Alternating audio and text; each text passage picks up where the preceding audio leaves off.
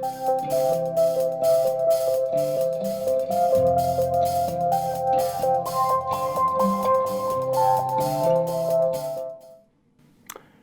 this is Chief Education Officer Bill Olsen, and welcome to another school district update.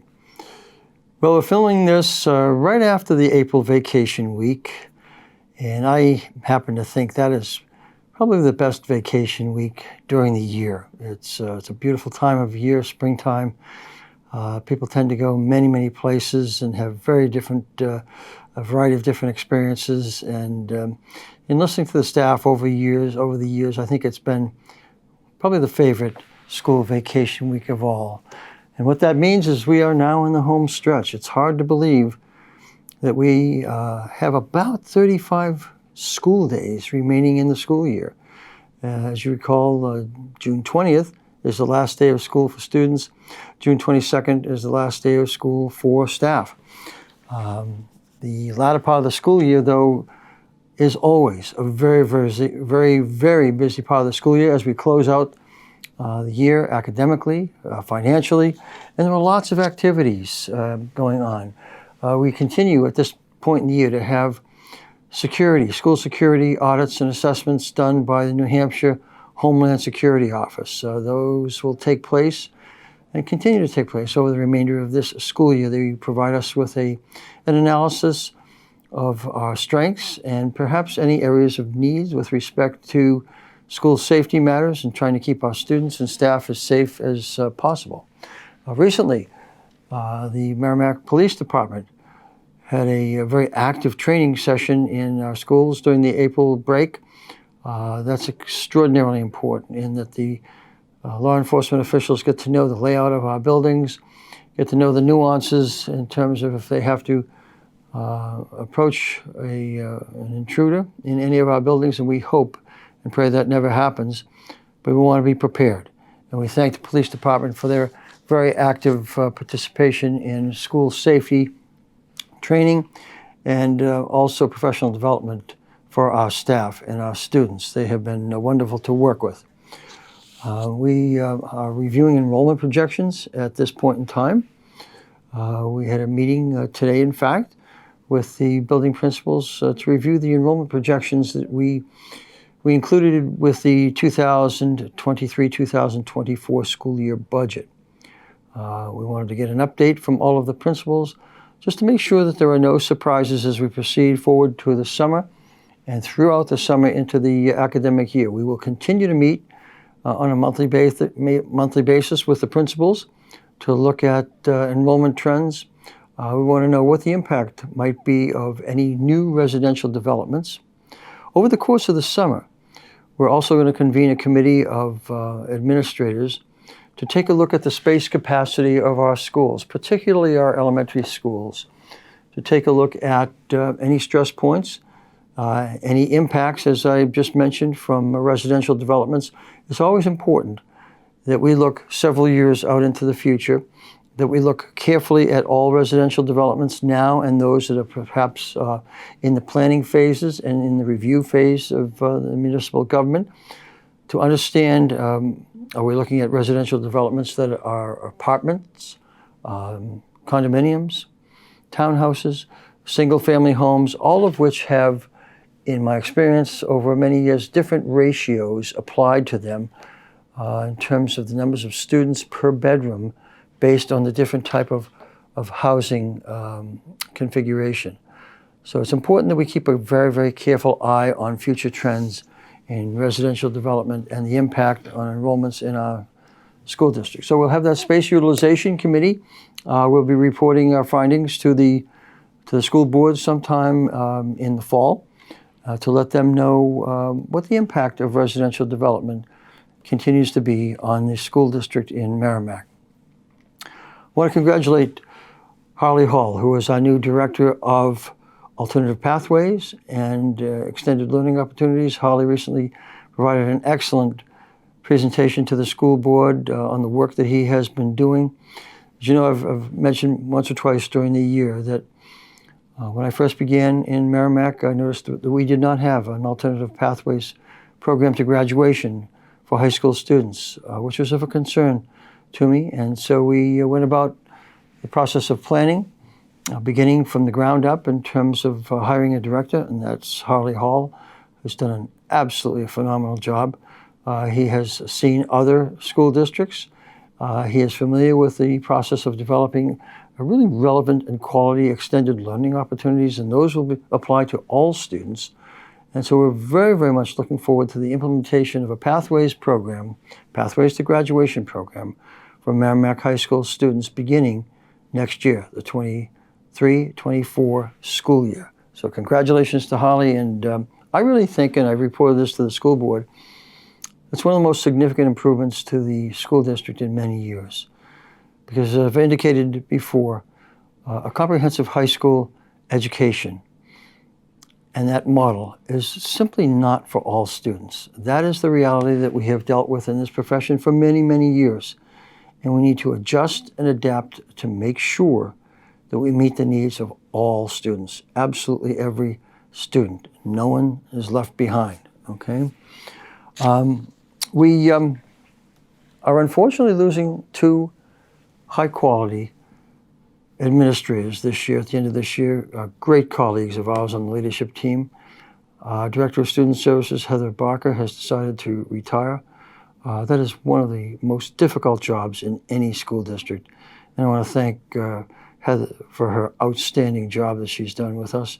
And Adam Carragher, the principal of Merrimack Middle School, is resigning to take a job that's a little bit closer to his home, a little bit to the west of us in the Peterborough area. And we wish Adam the very best of luck. He has done an outstanding job as a middle school principal.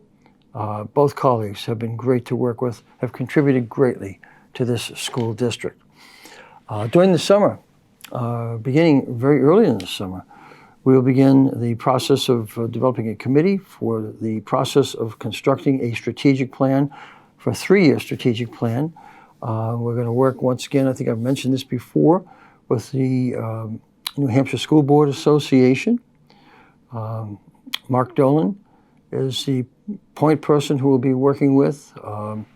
Mark has provided us with some research and some reading. One of the documents that we will be reading when we begin the process is a document called An American Imperative, A New Vision of Public Education.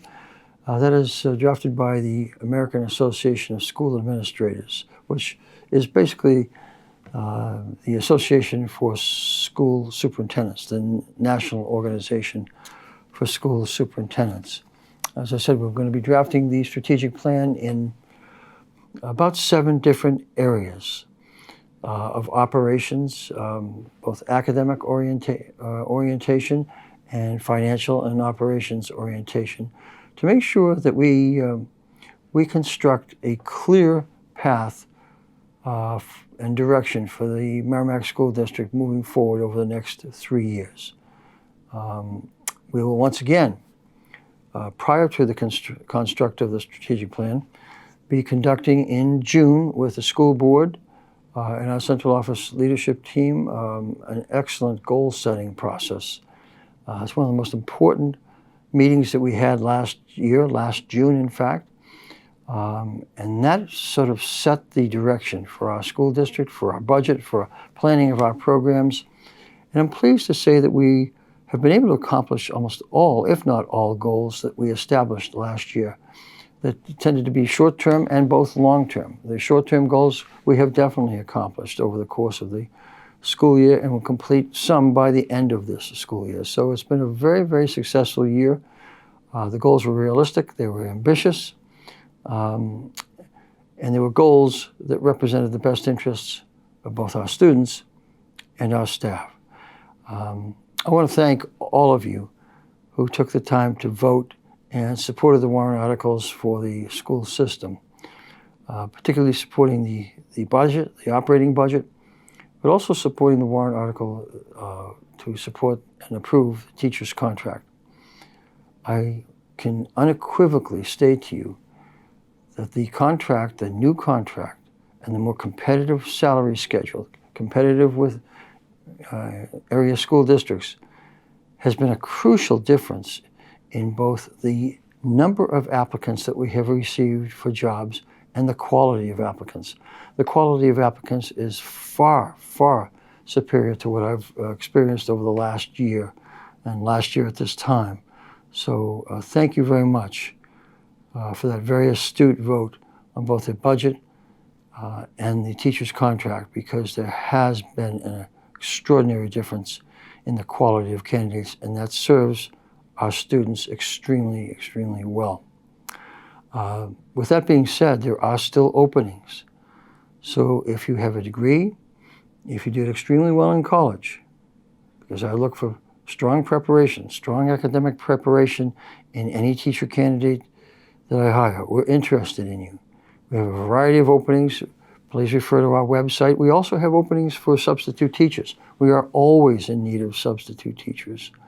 And so I would encourage you to look at our website, access the human resource section and the employment section of our website. And if you're so inclined, we'd love to hear from you. Keeping in mind that if you are applying for a teaching position, you have your final interview with myself, because I always like to meet the people who I place in a classroom before our students. And I look very carefully at their attributes, their qualifications. I look for, as you've heard from me before, my 8 Ps, the 8 attributes that I look for in candidates that I want to place before children, and that's preparation, pride, professionalism, great passion for teaching, patience, persistence, a wonderful personality, but also a person who's willing to put it into performance. Not just talk about it, but do it in the classroom before students. So if you're interested, we want to hear from you, because great teachers are the lifeblood of a quality school district. I want to mention also, as our Assistant Superintendent Amy Doyle mentioned at the last school board meeting, that the New Hampshire Learning Institute has contacted us about administering a Gallup survey to students in grades 7 through 12. This is a survey that seeks to gain anonymous information, and once again, very importantly, anonymous, from students about their well-being, about their hopes, about their dreams, about how we're serving them as a school district. Some of the benefits of that survey, and I'm going to read from the New Hampshire Learning Initiative document about the Gallup survey, is it will provide us with evidence of programming and programs that are actually having an impact. It's important to be able to assess if a program, if a particular intervention is actually having an impact on students, or are we making assumptions about that impact. Oftentimes we like to take a look at research and research-based programs, because they have been shown to be empirically effective. They have made a statistical difference. And there's a big difference between someone in education saying, oh, this is an effective program, but no research to prove that, and being able to say this is an effective program with some sort of statistical analysis or research that has proven statistically, empirically, that it is in fact working and not a matter of chance that operates. So that's very important in this profession. Okay, we want to know with as much certainty as possible if a program is working or not. It'll help with budget decisions. It will help us develop a profile of programs to meet the social and emotional needs of students. It will allow us to understand students' feelings about their engagement in education in Merrimack and their hope, their level of hope, their level of resilience for that fact. And it will provide us with information about what different pathways might we need to provide to students at all levels to make sure they realize great success and success to their potential. We want to believe, and we do believe, in every single student. That's where the patience and persistence of my APs comes in. It's important that every single student crosses the finish line. Every student. Maybe some will finish first, some will finish a little bit after that, but every single student is going to cross the finish line in terms of having a successful year. Also, I want to say a few words about some of the great things that are happening in the school district. Fourth grade classes and a multi-grade class at Thornton's Ferry. I spent the day before the vacation period, Earth Day, planting gardens, cleaning up garden beds. They've done a beautiful, beautiful job, and they look amazing. So thank you for the students, thank you for the staff at TFS, and the parents who worked along with us to make that happen. This week, very importantly, is Senior Week ticket sales. Seniors will be choosing which events they'd like to participate in the last week before graduation. And the events include a movie on the football field, a trip to Six Flags, a senior semi-formal, and Mount Washington, and a Hawk Walk, a trip to on the Mount Washington. I do want to say also, if your student is having trouble or not able to afford tickets, please let us know. All right? Please let us know. There are always means that we can put together to help a student or students realize a very successful end to the senior year in high school. That's very important to all of us. Next week is Teacher Appreciation Week, and as I've indicated before, teachers are the lifeblood of the school system and any school system in America. And we want to salute them and honor them next week and tell them how much we appreciate them. So if you happen to see your child's classroom teacher next week, please thank them for everything that they do every day of the year. I want to congratulate the robotics team.